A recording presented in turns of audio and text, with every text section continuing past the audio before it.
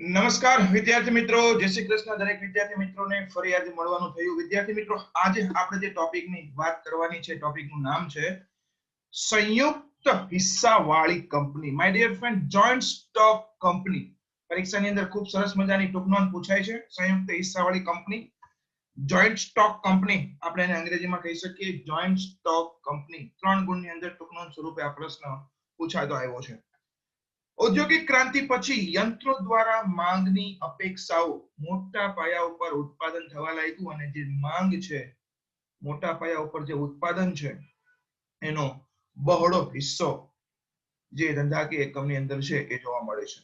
અને મોટા પાયા ઉપર આવો બહોળો હિસ્સો, જે મોટા પાયા ઉપર જે ઉત્પાદન થાય છે, જે માંગ જોવા મળે છે, જેની અંદર આપણને સૌથી વધારે જે જરૂર પડે છે એ જે હિસ્સો છે એ છે મૂડીનો હિસ્સો, કેપિટલ. મૂડી, નાણાં. અને મૂડીની જરૂરિયાતની સામે તમે જોવા જાઓ તો જોખમનું પ્રમાણ પણ ધંધાકીય એકમ માટે વધી જતું હોય છે. ત્યારે આગળના ટોપિકને આપણે જે વાત કરી હતી વ્યક્તિગત માલિકી, જે માલિકી પેઢીની અંદર એક જ માલિક છે. ભાગીદારી પેઢી, જે માલિકની અંદર બે કે તેથી વધારે ભાગીદારો છે. અને આ બાબતની અંદર એક એવી મર્યાદાઓ હતી જેમાં અમર્યાદિત જવાબદારી, મૂડીની નાની મોટી મર્યાદાઓ, પેઢીનું ટૂંકું આયુષ્ય, આ એમના માટે મર્યાદારૂપ હતી. વ્યક્તિગત માલિકી ચાહે હોય કે ચાહે એ ભાગીદારી પેઢી હોય, આવી વ્યક્તિગત માલિકી અને ભાગીદારી પેઢીની અંદર જે જવાબદારી અમર્યાદિત હતી, મૂડીની મર્યાદાઓ જોવા મળતી હતી, આયુષ્ય ટૂંકા હતા, એ પરિસ્થિતિને ધ્યાનમાં રાખી ઔદ્યોગિક ક્રાંતિ પછી જે કાંઈ પણ માંગ, જે કાંઈ પણ ઉત્પાદન થતું હતું એમાં મૂડી પણ વધારે જોતી હતી અને જોખમ પણ વધારે ઊભું થતું હતું. આવા સંજોગોમાં વ્યક્તિગત માલિકી અને ભાગીદારી પેઢીનો એક નવો વિકલ્પ, માય ડિયર ફ્રેન્ડ, સંયુક્ત હિસ્સાવાળી કંપની ઊભી થઈ. મોટા પાયા ઉપર જ્યારે ધંધાકીય પ્રવૃત્તિ કરવી હોય, વિશાળ પ્રમાણમાં મૂડીની જરૂર હોય, મૂડીની સલામતી જ્યાં જોવા મળતી હોય, ધંધાકીય એકમની જવાબદારી પોતાની મર્યાદિત હોય, જોખમની ત્યાં વહેંચણી થઈ શકતી હોય, કાર્યક્ષમ સારી રીતે આવડત ભર્યું સારામાં સારું સંચાલન થઈ શકતું હોય, નાના મોટા કોઈ પ્રશ્નો હોય તો એવા પ્રશ્નોને ઉકેલી શકતા હોય, એવી જે નવી ધંધાકીય પેઢી જે અસ્તિત્વમાં આવી, જેને આપણે કહીશું સંયુક્ત હિસ્સાવાળી કંપની.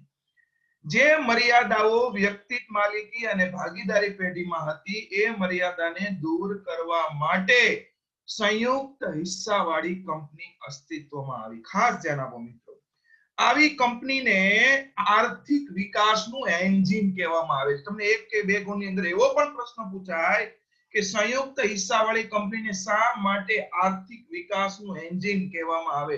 કારણ તો કે વ્યક્તિગત માલિકી, ભાગીદારી પેઢી અને જે કાંઈ પણ મૂડીની જરૂરિયાત ને જોખમ હતું, જે કાંઈ પણ અમર્યાદિત જવાબદારી હતી, ધંધાકીય પેઢીના ટૂંકા આયુષ્ય હતા, એની સામે જોવા જઈએ તો સારામાં સારી મૂડી મળી રહે, મૂડીની આપણને સલામતી મળી રહે, જવાબદારી મર્યાદિત હોય, જોખમની વહેંચણી સામે આપણને રક્ષણ મળતું હોય, સારામાં સારું આવડત ભર્યું કાર્યક્ષમ સંચાલન થઈ શકતું હોય, પ્રશ્નો હોય તો એને ઉકેલી શકાતા હોય, મતલબ સંયુક્ત હિસ્સાવાળી કંપની કહેવાય એને.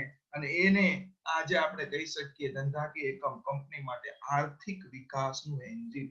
મતલબ આ ઉપરોક્ત જે કાંઈ પણ મર્યાદા છે એને દૂર કરવા માટે જો સંયુક્ત હિસ્સાવાળી કંપની અસ્તિત્વમાં આવી એટલે તો એને આર્થિક વિકાસનું એન્જિન કહેવાય છે.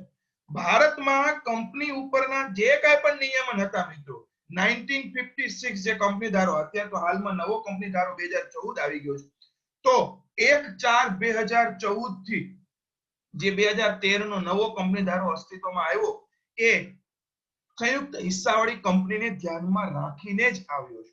એટલે આ હતી સંયુક્ત હિસ્સાવાળી company. Thank you so much my dear friend. ફરી મળીશું નવા ટોપિક સાથે. આજે જ આપણે ટોપિકની વાત કરી સંયુક્ત હિસ્સાવાળી કંપની. 3 ગુણની અંદર આ એક ટૂંકનોંધ પૂછાય છે, જેની અંદર ઘણી વખત આર્થિક વિકાસનું એન્જિન આ પણ એક નાનો પ્રશ્ન પરીક્ષામાં પૂછાતો આવ્યો છે. Thanks for watching. Like and comment. Follow us to Facebook, Insta, Twitter and YouTube. Thank you so much, my dear friends.